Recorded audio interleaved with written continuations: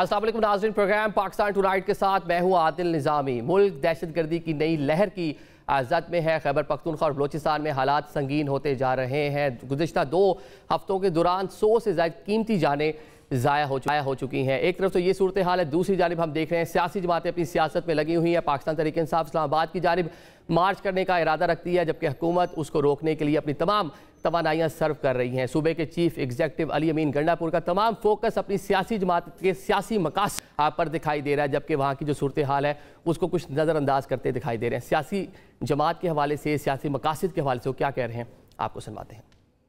हम सब इंशाअल्लाह 24 नवंबर को मुतालबात पूरे होने तक का जो धरने का ऐलान किया है, सबने वहाँ पहुँचना है और उस वक्त तक वहाँ से नहीं जाना जब तक हमारे मुतालबात पूरे नहीं। जी, आपने अली अमीन गंडापुर साहब को सुना कि क्या कह रहे हैं एहतजाज के हवाले से। दूसरी जान वफाकी हुकूमत ने खैबर पख्तूनख्वा हुकूमत पाकिस्तान तहरीक इंसाफ से मुतालबा किया है कि एहतजाज मौखर कर दें। दूसरी जानिब वफाकी हुकूमत ने तमाम तर तैयारियाँ भी कर रखी हैं। ऐसे में वफाकी वज़रा के भी बयान सामने आ रहे हैं कि एहतजाज को किस तरह रोकेंगे। साकरात को लेकर भी मुतज़ाद किस्म की खबरें सामने आ रही हैं। वफाकी वज़रा क्या कह रहे हैं, मुलाहिज़ा कीजिए। जो भी इस एहतजाज के लिए आएगा गिरफ्तार होगा, मुकदमात कायम होंगे और गिरफ्तारी अटल है। जिन अफसरान ने इन पॉलिटिकल एक्टिविटीज में हिस्सा लिया है उनके साथ सख्ती से निपटा जाएगा। Let us be very clear, इसमें कोई इब्हाम नहीं है। जो इस्लामाबाद में वायलेशन करेगा उसको आपने अरेस्ट करना है। प्यार है, प्यार है।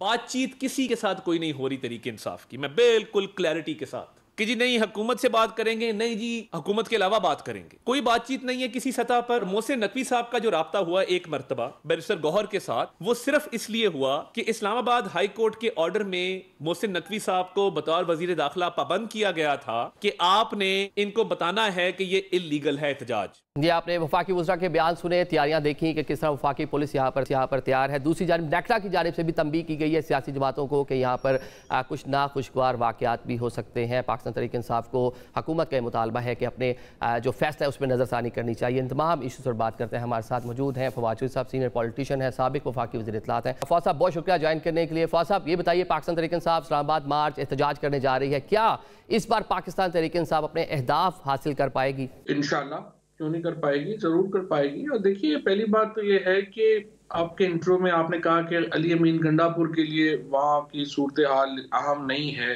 और ये सूरत हाल अहम है। आई थिंक हर पाकिस्तानी के लिए सबसे अहम यह है कि पाकिस्तान का आइन बहाल हो।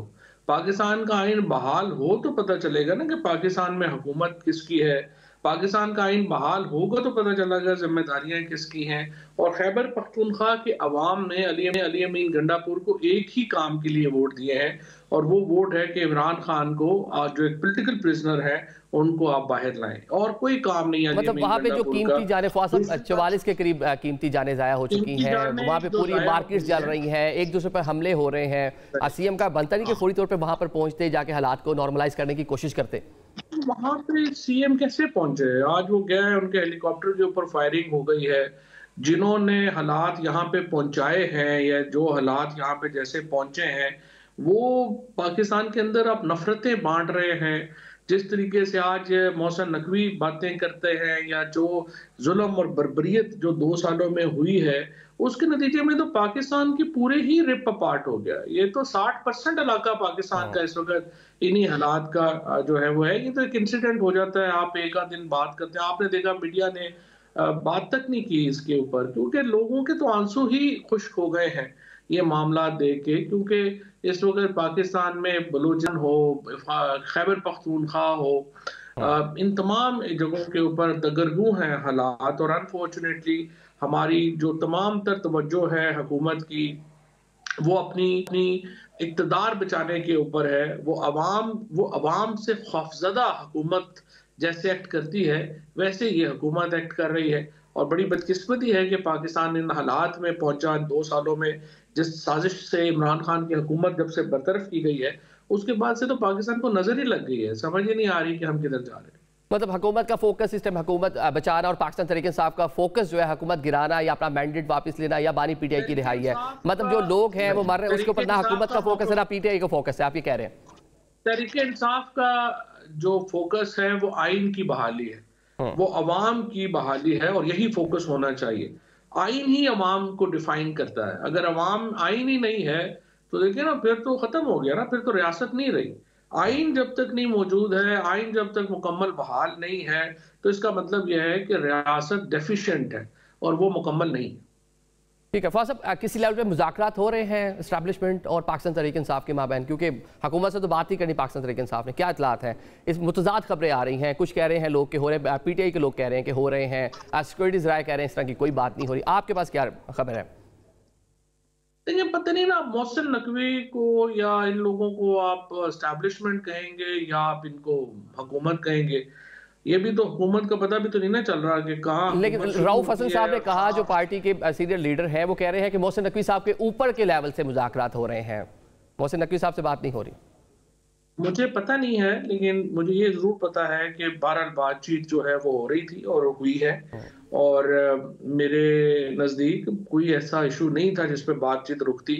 मतलब पॉलिटिकल प्रिजनर्स को रिलीफ देना कोई ऐसी बात नहीं थी जिस पे हुकूमत या एस्टैब्लिशमेंट जिद में पड़ जाती है। आखिर आपने 18 महीने हो गए यास्मीन राशिद को जेल में, शाह महमूद कुरैशी साहब को, उसके बाद एजाज चौधरी साहब, उमर चीमा, इन लोगों के लिए अगर रिलीफ इमरान खान कह रहे हैं तो इसमें कौन सी ऐसी बात थी? और अगर ये कर लेते तो आज पाकिस्तान के अंदर एक बेहतर हालात की इब्तिदा होती।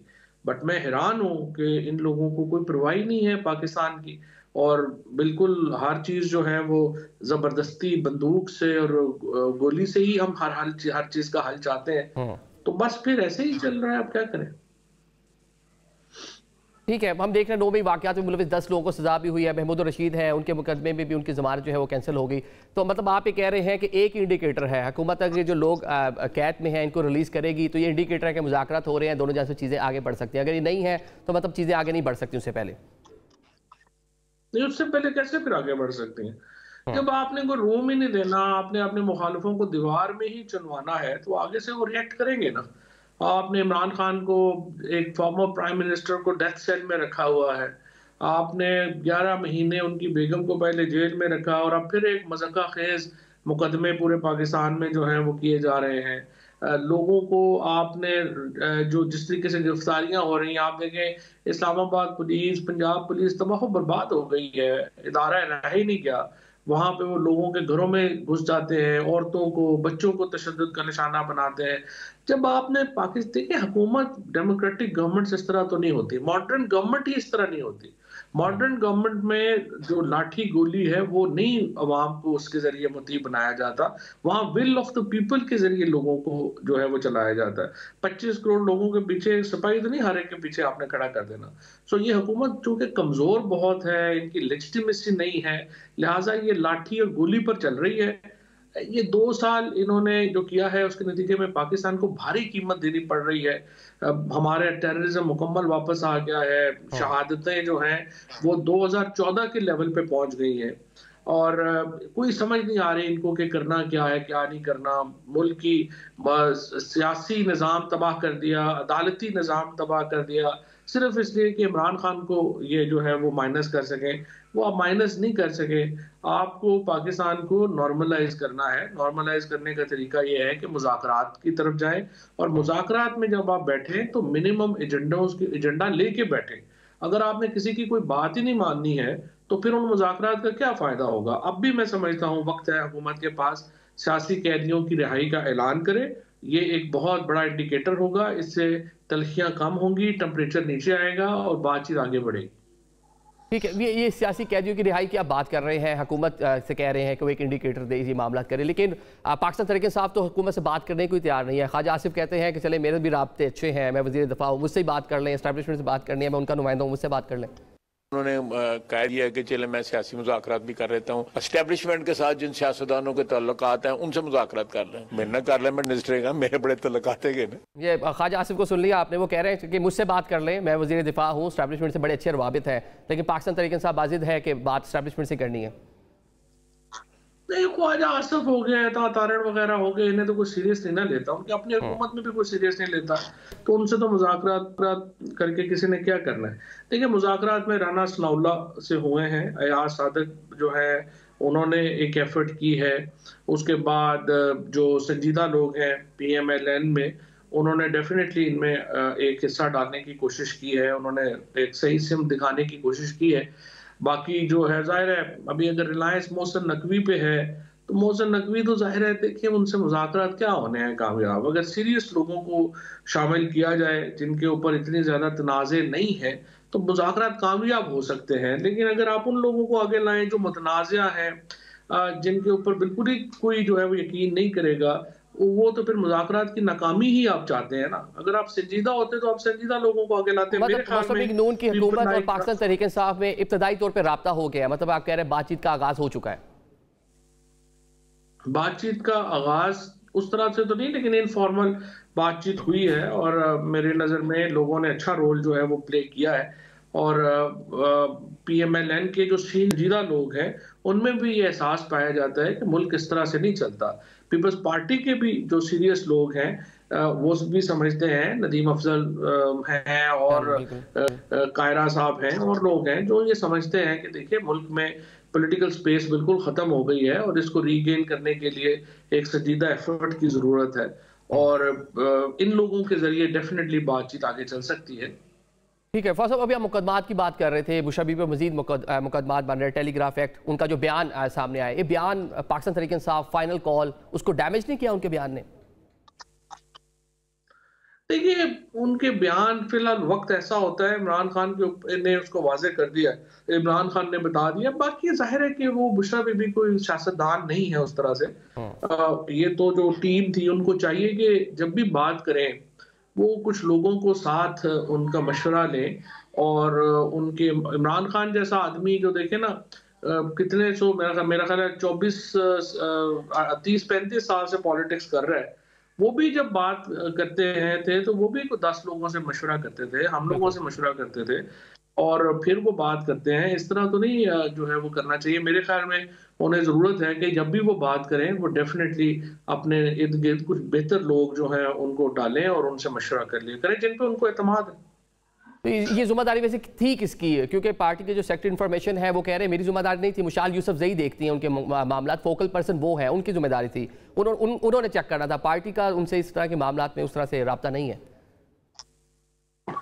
देखिए मिशाल को तो नहीं ना कुछ पता, मिशाल यूसुफ से तो मतलब मेरी तो छोटी बहनों की तरह है, लेकिन मिशाल को क्या पता कि सऊदी अरेबिया पाकिस्तान के ताल्लुकात की इंट्रिकेसीज क्या हैं, क्या चीज़ें हैं। और वैसे वो तो वकास को भी नहीं पता। लेकिन चले Rauf Hasan, to be fair में मेरा तो जाहिर आपको पता है उनसे कोई इतना अच्छा ताल्लुक नहीं है, बट रऊफ हसन है जैसे लोग जो हैं उनको इन चीज़ों का तो समझ है ना, तो उनसे मशवरा कर लें। और लोग जिनको वो समझती हैं कि उनके एतमाद के लोग हैं उनसे बात कर लें। लेकिन वकास हो गया या मशाल हो गई, इनको तो ज़ाहिर इन केसेस का नहीं पता। ठीक है, अब जो बयान उनकी जानिब से दिया गया, आप भी कुछ दौरे में गालबन साथ थे, मतलब 2018 से 2020 तक 5 दौरे हैं, तो ये बताएं कि वाकई कोई इस तरह का मामला था? आप क्लोज थे खान साहब के, कोई इस तरह की हकीकत है इसमें?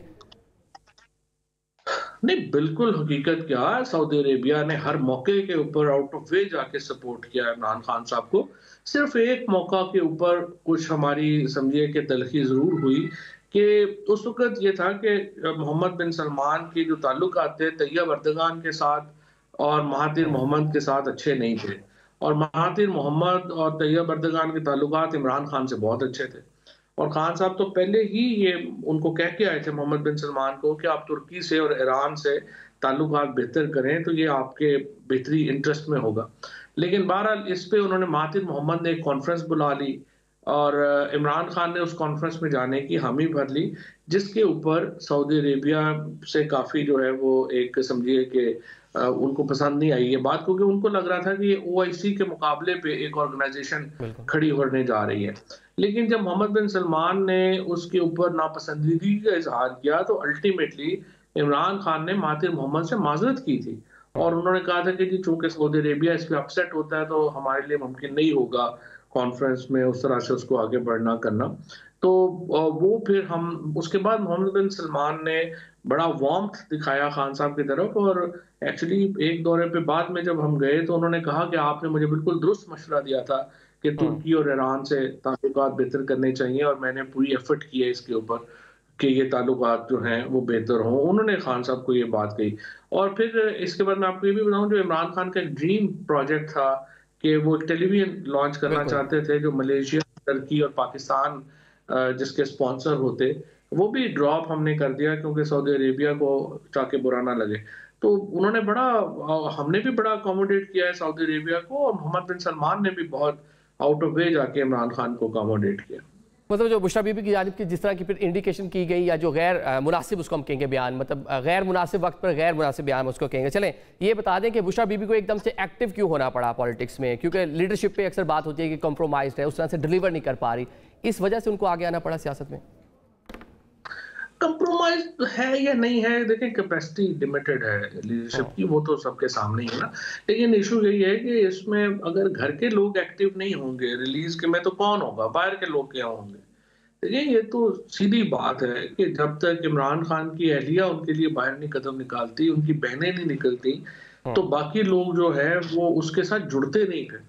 अब जो बुशरा बीबी हैं या जो बहनें हैं इमरान खान की, जब वो निकलती हैं तो लोग जुड़ते हैं साथ। और ऐसे ही 1939 में जवाहरलाल नेहरू के लिए उनकी बीवी ने, वालिदा ने, बहन ने मुहिम चलाई, फिर जुल्फकार अली भुट्टो के लिए नुसरत भुट्टो ने चलाई, फिर नवाज शरीफ के लिए कुलसूम बीबी ने चलाई, फिर बेनजीर भुट्टो ने, एंड इवन मरियम नवाज ने अपने वालिद के लिए जो है वो कैंपेन चलाई। तो इसमें बुरी क्या बात है, उनको डेफिनेटली लीड करनी चाहिए इस कैंपेन को।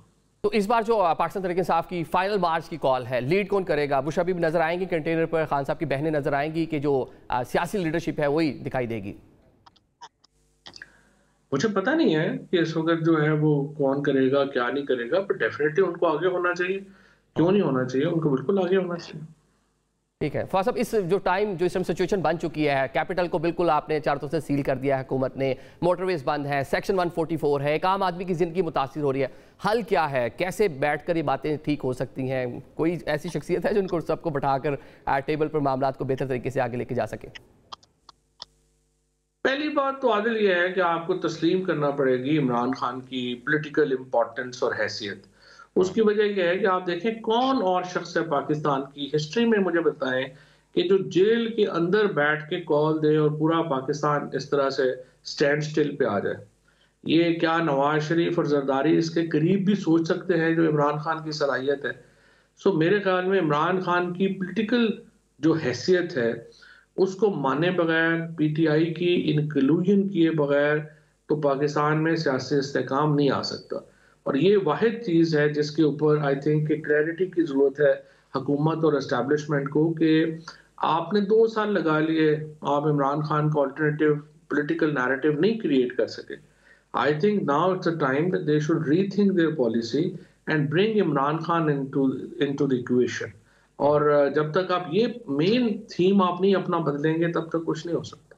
अच्छा, बानी पीटीआई से डायरेक्टली भी किसी स्टेज पे रब्ता हुआ है? क्योंकि कुछ खबरें आ रही थी कि शायद कुछ आस्ता चीज़ें नॉर्मलाइज हो जाएं, आफ्टर सम मंथ जो है वो बाहर भी आ जाए, लेकिन कुछ कंडीशंस थी। वाकई कोई रब्ता हुआ था उनसे भी? मेरा नहीं ख्याल उनसे बराह रास्त बातचीत हुई है किसी की। बराह रास्त बातचीत इमरान खान से एक्चुअली इस वक्त लोग भी बड़े कम हैं कि जो कोई बराह रास्त बातचीत उस तरह से कर सकें या चीज़ें कर सकें। बहरहाल होनी चाहिए, मेरे ख्याल में तो इमरान खान को बराह रास्त उन्हें अप्रोच करना चाहिए, एस्टैब्लिशमेंट को खसूसन चाहिए कि इमरान खान को, लेकिन पहले अपना थीम तो चेंज करे ना। जब थीम ही ये है कि नहीं हमने खुद ही चलानी है और लाठी गोली पे चलानी है, तो फिर तो आप राब्ता करें ना करें फिर तो एक ही बात है। लेकिन जो पीटीआई के 3 मुतालबात हैं, मतलब कि इलेक्शन का ऑडिट हो गया, जो लोग हैं उनकी रिहाई होगी, बाकी जो चीज़ें हैं, क्या इस पर हुकूमत मान सकती है? 26वीं आईनी तरमीम रोल बैक करना हुकूमत मान जाएगी इसके ऊपर? इस पर भी मुज़ाकरात हो सकते हैं मुतालबात पे भी? देखिए आधे मुतालबा बेसिकली तो एक ही है ना। मुतालबा तो ये है कि पॉलिटिकल प्रिजनर्स को आप छोड़े, और अगर उसके ऊपर फिलहाल छोड़े भी ना और रिलैक्सेशन दे दें जो आईनी और कानूनी तौर पे उनका हक है, तो भी बातचीत आगे बढ़ सकती है। 26वीं आईनी तरमीम तो देखिए, जब भी मुल्क में आइन बहाल होना है तरमीम इसने वापस होना है, क्योंकि इसकी ना कोई सर है ना पैर है, ना इसकी कोई तुक है कि सुप्रीम कोर्ट के अंदर एक और सुप्रीम कोर्ट होगी और वो सुप्रीम कोर्ट का उस चीफ जस्टिस से कोई ताल्लुक नहीं होगा, कुछ नहीं। आई मीन ये इसका कोई है ही नहीं है, याद आधा तितर आधा बटेर है चीफ जस्टिस पाकिस्तान जो है वो आईनी केस नहीं सुन सकता, बट वो चीफ जस्टिस पाकिस्तान है। जूनियर जज जिसने जिंदगी में कभी आइन की प्रैक्टिस नहीं की, आइन का केस नहीं सुना, वो जो आईनी बेंच का सरबराह है। आई मीन इट्स नॉट तबाह। यही तो मैं आपको कह रहा हूँ, इन्होंने अदालती निज़ाम तबाह कर दिया, सियासी निज़ाम तबाह कर दिया, इंतजामी निज़ाम तबाह बर्बाद कर दिया, सिर्फ इमरान खान को माइनस करने के चक्कर में। तो जाहिर है कि उसकी प्राइस है जो पाकिस्तान पे कर रहा है। फैसल लास्ट में से ये बता दें, कल सिंगल डे शो होगा, पाकिस्तान तहरीक इंसाफ आएगी, प्रोटेस्ट करेगी, एहतजाज करेगी, चली जाएगी, कि पाकिस्तान तहरीक इंसाफ के जो अहदाफ हैं वो पूरे होंगे? कोई सिट इन होगा, लंबा धरना होगा, क्या होगा? पर्सनली तो मुझे लगता है कि कल तो लोग पहुंच भी नहीं पाएंगे। I think it will go to Monday और ट्यूसडे, और ये उसके बाद जाहिर है कि देखते हैं कि मंडे ऑनवर्ड सिचुएशन क्या बनती है। तो अभी तो आज तो पूरा इस्लामाबाद वगैरह बंद है, सारी हमारे जेलम में इन्होंने पुल बंद कर दिए, एम्बुलेंस रुक गई, वहाँ पे जो है वो एक मरीज जो है वो अपनी जान से चला गया। सारे मुल्क में तमाशा लगा हुआ है इनका। तो अभी मुझे नहीं लगता कि कल अगर काफिले निकलते हैं लेट से 11, 12, 2 बजे, तो वो कल तो नहीं पहुंच सकेंगे, तो परसों आ जाएगा, फिर के बाद दोबारा यहाँ पे शुरू होगा। तो लेट्स सी कितने दिन लगते हैं। ये भी हो सकता है कि कुछ टाइम पाकिस्तान तहरीक इंसाफ टेक करे, आहिस्ता आहिस्ता आए, बेलारूस का एक डेलीगेशन आना है, वो होकर चले जाए, फिर इस्लामाबाद पहुंचे। बेलारूस के पता नहीं है कहाँ से सिवाय 4 डिक्टेटरों के इस मुल्क को विजिट करता नहीं। कभी रोज आ जाता है, कभी ताजिकिस्तान का आ गया, कभी बेलारूस का आ गया, कभी आ गया। आप मुझे बताएं इन विजिट्स की क्या इंपॉर्टेंस है, इनको क्या मुझे और आपको कभी बताया गया कि क्या इंपॉर्टेंस है इनकी, क्यों ये आते हैं, और हम रोज क्या जाते हैं, क्या करते हैं ऐसे ही। और चूंकि इस मुल्क में कोई आ नहीं रहा, ये रोज आके इनको बुला लाते हैं, उनको भी कोई और नहीं बुलाता, वो भी इधर आ जाते हैं। ऐसे ही बेलारूस का सदर का और उसकी क्या इंपॉर्टेंस है पाकिस्तान के लिए। चले लास्ट में ये भी बता दें कि मौजूदा क़यादत पाकिस्तान तहरीक इंसाफ की, जिसे इस पूरे प्रोटेस्ट को लीड करना है, पाकिस्तान तहरीक इंसाफ को इस बंद गली से निकाल पाएगी? कोई लीडरशिप है ही नहीं। पीटीआई की लीडरशिप की कोई अहमियत नहीं है, अहमियत इमरान खान की कॉल की है। तो इस वक्त इमरान खान है और आम लोग हैं। तो इमरान, इसीलिए तो देखे ना, किसी की जरूरत है इमरान खान को जाके कोई और कॉन्ट्रेरी नुक्ता नजर पेश करने की भी, इसलिए कि वो तो इनकी तो उस तरह से नहीं ना, कद नहीं है, कुछ नहीं। सो इमरान खान की कॉल की इंपॉर्टेंस है और उन्होंने कॉल दी है। और आप देखेंगे ये भी गलतफहमी है कि लोग नहीं निकलेंगे, यहाँ हजारों में लोग निकलेंगे, और आप देखेंगे ये बड़ा लंबा चलेगा and it will be just a beginning of political struggle.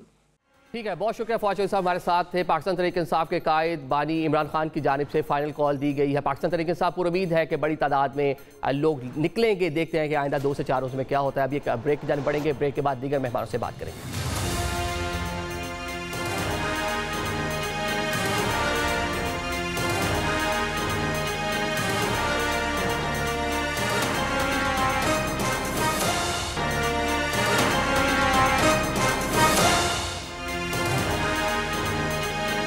Welcome back after the break. Programme के सिलसिले को आगे बढ़ाते हैं, बात कर लेते हैं पाकिस्तान तहरीक इंसाफ के एहतजाज की। कल पाकिस्तान तहरीक इंसाफ एहतजाज करने जा रही है। एहतजाज उस टाइम पे हो रहा है जब बलोचिस्तान में और खैबर पख्तूनख्वा में दहशतगर्दी की एक नई लहर है। नेक्टा की जानिब से मरासला जारी किया गया है, रेड अलर्ट जारी किया है, जिसके मुताबिक बताया गया है कि पाकिस्तान तहरीक इंसाफ के प्रोटेस्ट में किसी किस्म का नाखुशगवार वाक़या हो सकता है। फितना अल ख्वारिज पाकिस्तान तहरीक इंसाफ के 24 नवंबर के एहतजाज में दहशतगर्दी कर सकते हैं, अलर्ट जारी किया गया है नेक्टा की जानिब से। अलर्ट के मुताबिक 19 और 25 नवंबर की दरमियानी शब फितना अल ख्वारिज के दहशतगर्दों की जानिब से पाक अफगान बॉर्डर पार करने की इतलात हैं। पाकिस्तान में दाखिल होने वाले दहशतगर्दों की मुख्तलिफ बड़े शहरों में मौजूदगी की इतला है, जो किसी भी वक्त कोई बड़ी कार्रवाई कर सकते हैं। ज़राए के मुताबिक नेक्टा ने खतरे के पेश नज़र chief commissioner Islamabad, IGs, chief secretaries GB और आज़ाद कश्मीर को आगाह कर दिया है। दूसरी जानब हम देख रहे हैं कि खैबर पख्तूनख्वा जो महकमा दाखिला है, उसने भी एक रेड अलर्ट जारी किया है। इस पर बात करते हैं। हमारे साथ मौजूद है जो सीनियर पॉलिटिशियन है आज़र सदीक साहब, निहाल हाशमी साहब हमें ज्वाइन कर रहे हैं पाकिस्तान मुस्लिम लीग नून से, हसन अयूब साहब हमें ज्वाइन कर रहे हैं, सीनियर जर्नलिस्ट हैं, एनालिस्ट हैं। आज़र साहब, आपकी जानिब आता हूँ, ये बता दें कि पाकिस्तान तहरीक इंसाफ प्रोटेस्ट कर रही है। अब आपकी अपनी ही जो सूबा है, वहाँ की जो हुकूमत है, वहाँ के जो महकमा दाखिला है, उसने भी अलर्ट जारी कर दिया है। नेक्टा ने जो किया है वहाँ से भी जारी हो गया है कि कोई नाखुशगवार वाक़या हो सकता है। बहुत शुक्रिया। देखिए, वो तो पाकिस्तान में आप हर वक्त ही किसी ना किसी, आपने देखा नहीं इमरान खान की अडियाला में जेल भी इसी तरह के अलर्ट्स के ऊपर जारी की थी। ये अलर्ट्स तो जारी होते रहने हैं, ये हमारा काम नहीं है, ये तो हुकूमत वक्त का काम है। नालायकी है, नाअहली है, वो आपके सामने है। ये जो वाकया हुआ है पाराचना वाला, ये सारे वाकया तो आप लोगों को समझ आ जानी चाहिए कि अगर इनके कंट्रोल में होता तो ये हालात और वाकया। लेकिन एक बात है, ये देखिए कड़ियों से कैसा कमाल है कि जो दहशतगर्द है उनको भी पता है कि पाकिस्तान तहरीक इंसाफ एहतजाज करने जा रही है, तो वो उसके साथ ही फिर वो खबरें भी आ गई। फिर हमारी इंटेलिजेंसिया इतनी ज़बरदस्त है कि उन तक भी खबर पहुंच जाती है कि उन्हें पकड़ नहीं सकते तो उन लोगों को नहीं पकड़ सकते जो ये सारा काम करते हैं। अब माजी में भी हमने देखा इस तरह पाकिस्तान में होता तो रहा है ना। खान साहब पे भी एक अटेम्प्ट हुई वजीराबाद में, उससे पहले मोहतरमा शहीद बेनज़ीर भुट्टो लियाकत बाग का वाकया है, कारसाज का वाकया है। लेकिन माजी में होता तो रहा पॉलिटिकल गैदरिंग पे इस तरह के वाकया। लेकिन देखिए मेरी एक बात सुनेगा ना, इसका मतलब ये नहीं है कि लोग घरों में बैठ जाएं, फिर तो वो कामयाब हो गए, फिर तो दहशतगर्दी के जितने अनासर वो काम। लेकिन उससे ज्यादा हुकूमत ने खुद दहशतगर्दी कर दी है ना। अभी लाहौर सारा ब्लॉक पड़ा हुआ है, रिंग रोड सारा मैं खुद देख के आया हूँ, ब्लॉक पड़ा हुआ है। तमाम मोटरवे उनकी मुरम्मत तमाम मोटरवे की एक ही दिन होनी थी, 2 दिन के अंदर मुरम्मतें करनी थी, वो ब्लॉक कर कंटेनर लगा, कंटेनरिस्तान बना पड़ा हुआ है। फिर ये तो और देखिए ना, अल जिहाद का हम पे इल्जाम लगाया जाता है। यहाँ की पंजाब पुलिस और इस्लामाबाद पुलिस नारे लगाती फिर रही है जैसे को पता नहीं बहुत बड़ा जिहाद करना है। हमारा तो एहतजाज उन्होंने होने से पहले ही कामयाब बना दिया है कि पूरा पाकिस्तान ब्लॉक कर दिया है। लोग इनका ख्याल है कि लोग घरों से नहीं निकलेंगे, लोग तो निकलेंगे। हमारा एहतजाज तो पुरअमन एहतजाज है, हमारा किसी दहशतगर्दी जमात से कोई ताल्लुक नहीं है। हम इल्जाम लगते रहेंगे, वो लगते रहे हैं। तारीखी तौर पर जो दहशतगर्द जमात थी उन्होंने आपके सामने है, जितने साने किया। मैं वो एक ही तरह की टेप चलाने का आदी नहीं हूँ कि मैं रोजाना की बातें वही दोहराऊं जो सारी है। अभी ये भी अल्लाह ताला का शुक्र है। देखें मैंने तो अभी तो आपके सामने है ना, सुप्रीम कोर्ट के अंदर तो उन्होंने आईनी बेंचेस बना दिए, हाई कोर्ट में आईनी बेंचेस क्यों नहीं बनाए? उसकी वजह यह है कि मैंने दरखास्त दायर की थी 144 का जो निफाज किया वो गलत है, उसको सस्पेंड किया जाए। वो जनाब चीफ जस्टिस साहब ने मंजूरी नहीं की, हालांकि वो लग सकती थी लेकिन नहीं लगी, आपके सामने है।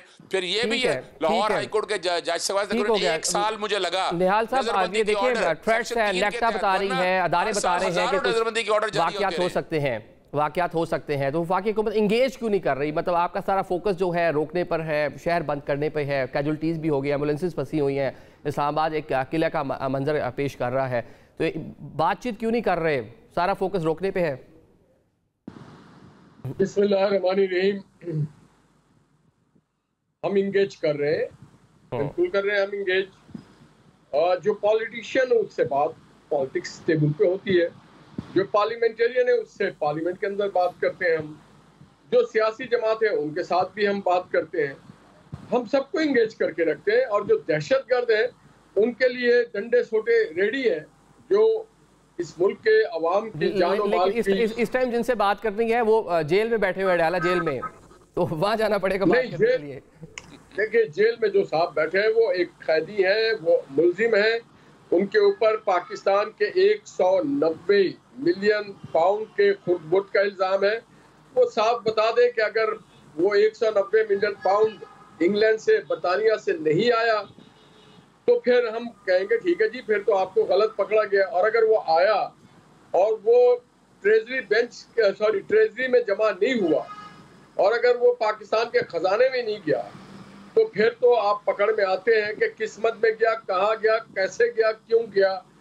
और जो वो थे साहब, वो ट्रस्टी थे इस मुल्क के लोगों के खजाने की। वजीर आजम का काम होता है लोगों के एतमाद, लोगों के खजाने को सबसे बचा के रखना। मगर अगर 190 मिलियन पाउंड, और वो भी जो बैरून मुल्क से आया हो, उसके साथ इस तरह का फुटबॉल और अपने ट्रस्ट अब्दुल कादिर ट्रस्ट के ऊपर, जमीन के ऊपर ये सारे सौदाबाजी करें, तो ये देखिए, ये he is not a political victim, he is a criminal of A criminal offense. He is not in the jail because if he is in jail because of he is holding a jalsa. अभी नए cases की बात कर रहे हैं या 190 million pound की बात कर रहे हैं, बाकी जितने भी केसेस बनाए थे, तोशाखाना 1, 2, बुशरा बीबी की तो बात मिल गई, खान साहब को भी मिल गई, उसके बावजूद मतलब हुकूमत का इरादा यही है अभी अंदर रखें मजीद? नहीं, हमारा कोई इरादा नहीं है, इनके अपने इरादे। देखिए एक तो मैं आपको बताऊं, आप बता रहे थे कि बड़े सीनियर सियासतदान है, मेरा भाई है, वकील है, इनका पॉलिटिक्स से कभी कोई ताल्लुक नहीं रहा है, ये तो बस डायरेक्ट आ गए। जब होता है ना, जब कोई इस तरह से होता है तो कई सारे लोग आ जाते हैं। इनका कोई जद्दोजहद का, सियासी जद्दोजहद का कोई कमाल नहीं है। इनको ये भी नहीं मालूम कि ये किस ग्रुप में है। ये उनके बेगम जो है बुशरा साहब उसके ग्रुप में, इनकी हमशिराओं के ग्रुप में है। आप अगर जात पे बात करनी है फिर मैं सारा कुछ मैं बता देता हूँ, आपका कच्चा चटा मैं खोल देता हूँ। अरे जरूर खोले ना, कोई नहीं होते, जातों पे आ जाते हैं। खुदा रहा यार, एक्ट लाइक ए पॉलिटिशियन। एक तो जाती मसाइल बड़े हैं आपके, यानी घर कोई पूछता नहीं है तो बाहर आकर टीवी पे आप इस तरह की शुरू कर देते हैं गुफ्तगू। यार खुदारा आप दहशत चैनल पे बैठे हैं, वो बात करें जो बात है। अगर जात में बात करनी है मैं ज्यादा बातें कर सकता हूँ इस हवाले से। आपको आपका इससे क्या ताल्लुक है? Who are you? कौन है आप? चले एक अच्छे तरीके से बात करना बैठे हुए हैं। चले ठीक हो गया। हसन अयूब साहब क्या लग रहा है? ये देखिए पॉलिटिकल टेम्परेचर आप ये टॉक शोज में देख रहे हैं, यही हम सड़कों पे देखेंगे। इस्लामाबाद बंद किया हुआ है, मोटर्स बंद है, सेक्शन 144 है, आम आदमी की जिंदगी मुश्किल हो गई। क्या लग रहा है पाकिस्तान तहरीक इंसाफ जो हदफ लेकर आ रही है, जो मकासद है, पूरे कर पाएगी? ठीक करता है कौसर काज़मी। मैं कह रहा हूँ जो टेम्परेचर है वो आपके सामने है, ये सिर्फ टॉक शोज में नहीं है, ये हमें रोड्स पे भी नजर आ रहा है, ये हमें सूबाई और वफाकी हुकूमत में भी नजर आ रहा है। क्या लगा है पाकिस्तान तहरीक इंसाफ जो प्रोटेस्ट करने आ रही है, अहदाफ पूरे कर पाएगी? देखिए जो मैं सीए बता रहा था कि देखिए ये फाइनल कॉल दी है बानी चेयरमैन तहरीक इंसाफ ने। जेल के अंदर उनकी पोजीशन ये है कि वो कल से खासे टेंस हो चुके हैं। इस मरतबा उनकी टेंशन ये नहीं है कि बिजली जो है वो कट गई है, या शायद उनको खाना वो अच्छा नहीं मिल रहा, या उनकी जेल के अंदर हालात जो है वो पहले के मुकाबले में जो दी जाने वाली सहूलियात वो वापस ले ली गई, ऐसी सूरत हाल नहीं है। उनको भी मालूम है कि अगर ये इनकी फाइनल कॉल अगर ये मिस हो जाती है तो फिर कम से कम 6 महीने साल तक दोबारा इनकी पार्टी इस तरीके का एहतजाज की कॉल और इस किस्म का प्रेशर बिल्डअप नहीं कर सकेगी। दूसरी तरफ अगर देखें तो हुकूमत क्या प्रेशर में है? बानी चेयरमैन तो प्रेशर में आ चुकी है, इस वक्त ज़हनी तनाव में है, परेशान है। लेकिन क्या इस वक्त हुकूमत प्रेशर में है? जी हुकूमत प्रेशर में नहीं है। वो क्या उसकी वजह है? उसका सबूत ये है कि कल जो मेरी इतलात ये है कि कल इंटरनेट सर्विस को बंद नहीं किया जा रहा। हसन भाई कल मोबाइल प्रेशर में नहीं है, हालात बड़े नॉर्मलाइज है, तो पूरा मुल्क क्यों बंद कर दिया? इस्लामाबाद आपको मालूम है, आपको यहाँ के रिहायशी है, लाहौर बंद है, वो उसका बंद है। उसका आप जी आपने अभी अपने जो ओपनिंग रिमार्क्स दिए थे, जब ओपनिंग की थी, ओपनिंग में आपने कहा कि नेक्टा का भी थ्रेट अलर्ट है, और आपने कहा कि महकमा दाखिला जो खैबर पख्तूनख्वा है उसका भी थ्रेट अलर्ट है। अब हुकूमत के ऊपर प्रेशर इनका नहीं है, जो लोग आ रहे हैं इस्लामाबाद एहतजाज के लिए, हुकूमत के ऊपर प्रेशर इस बात का है कि जो इस्लामाबाद के या बिग सिटीज के शहर हैं उनकी जो सिक्योरिटी है और ये इस प्रेशर में हुकूमत को आना भी चाहिए, क्योंकि उन्होंने इंश्योर करनी है सिक्योरिटी और लाइफ थ्रेट्स अगर कोई है तो उनसे अपने शहरियों को महफूज रखना है। अब जहां तक बात आ गई जी पाकिस्तान तहरीक इंसाफ के एहतजाज की, तो नॉर्मली होता था 3000 4000 की जो है नफरी होती थी अटक में, तो इस मरतबा जो है वो 20000 की नफरी उन्होंने डिप्यूट कर दी है। कल तक की इतलात थी 15000, बल्कि मैंने 1-2 टॉक शोज में 15000 का नंबर भी दिया, लेकिन वो नंबर गलत है। 5000 एडिशनल 20000 लोग डिप्यूट कर दिए वहां पर। एक चीज। दूसरी बात सुने, इस्लामाबाद की पिछली मरतबा लोग थे 9500 पुलिस वाले, इस मरतबा 17000 एडिशनल फोर्स दीगर सूबों से मंगवाकर वो भी इस्लामाबाद में जो है उन्होंने जो है वो खड़ी करती है। तो इस मरतबा रियासत अपनी ताकत का अमली मुजाहरा करेगी।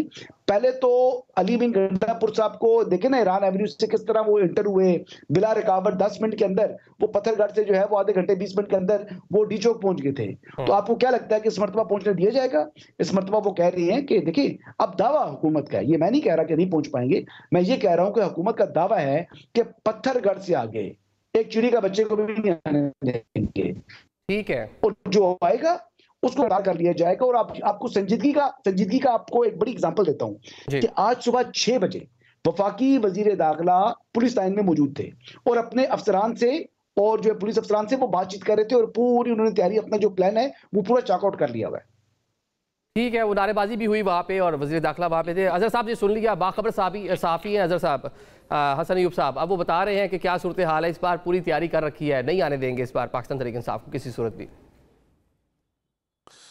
अच्छा, मैं समझ रहा था शायद ये कश्मीर के हालात बता रहे हैं कि कश्मीर में ये हालात हो गए, उनके वज़ीर दाखिला और ये सारा जो है वो मुसलमान एहतजाज के लिए निकलना चाह रहे थे, तो भारत की हुकूमत ने ये बिल्कुल आप बता दें, ये सारी अगर आप समझें इसको, आप ज़रा ले जाएं ना अपने आप को कश्मीर के अंदर ले जाएं, ये हालात वही और क्या है हालात है। यानी एक तरफ डर नहीं है, एक तरफ खौफ नहीं है, दूसरी तरफ देखें यही तो एक फ़र्क है पाकिस्तान तहरीक इंसाफ और नून लीग या पीपल्स पार्टी की जमातों में, इतना ही तो फ़र्क है। हमने कितने के लगाए थे, इस तरह मुझे बता दे, 144 के निफाज, हमने कितने डिटेंशन ऑर्डर जारी किए थे, हमने कितने पूरे पाकिस्तान की पुलिस बुलाकर ये इस तरह के एहतजाज रोके, 3 लॉन्ग मार्च हमारे दौर में हुए, हमने आने दिया, हमने कितने बगावत के पर्चे दर्ज किए, कितने दहशतगर्दी को, यही तो बताना चाह रहा हूं कि आप एक्चुअली पाकिस्तान मुमलकत पाकिस्तान आजादी, आप इस्लामी मुमलकत पाकिस्तान जमहूरिया में नहीं रह रहे हैं।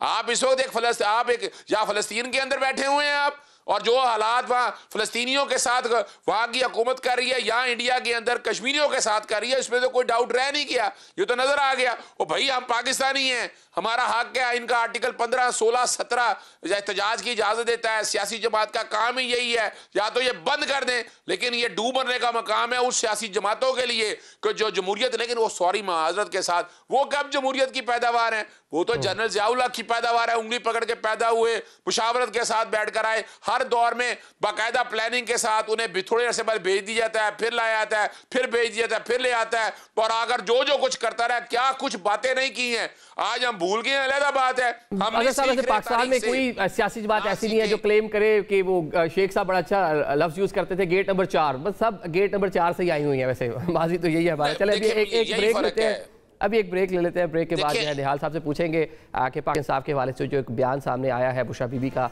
उसको स्पिन किया हुकूमत ने और अपने मकासद के लिए इस्तेमाल करे पाकिस्तान तहरीक इंसाफ इल्ज़ाम लगा रही है। अभी एक ब्रेक लेते हैं, उसके बाद जवाब देते हैं।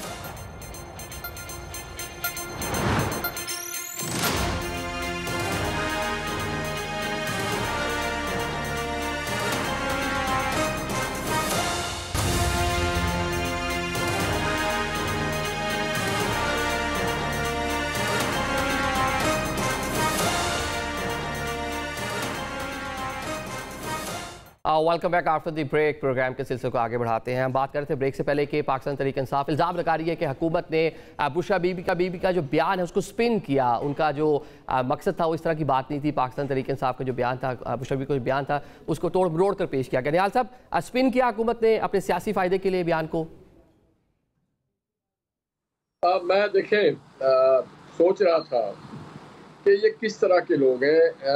बुशरा साहबा का एक है ग्रुप, गौहर साहब का एक है, पार्लियामेंटेरियंस का एक अलग ग्रुप है, जो दीगर लोग हैं सलमान राजा साहब की एक ग्रुप है, और ये सारे चार लोग रहने के बावजूद इमरान खान साहब को इन पे ट्रस्ट नहीं है। तभी उन्होंने अपनी अहलिया को कहा जाओ जाके बयान दो और बताओ कि हम इस्लामी निज़ाम की तरफ जा रहे हैं, और भले इससे पे आप सऊदी अरब को या बरादर इस्लामी मुल्क को भी तनकीद का निशाना बनाओ। तो ये क्या था कि आप एक ऐसे मुल्क को कर रहे हैं जो हमेशा आपके साथ बुरे वक्त में खड़ा हुआ है, कभी उसने आपके साथ पीछे नहीं हटा, माँ सिवाय एक बार के जब आपने उसके जहाज में बैठ के उसके खिलाफ बात की तो उसने कहा जहाज आप छोड़ दें और आप किसी और जहाज से जाएं।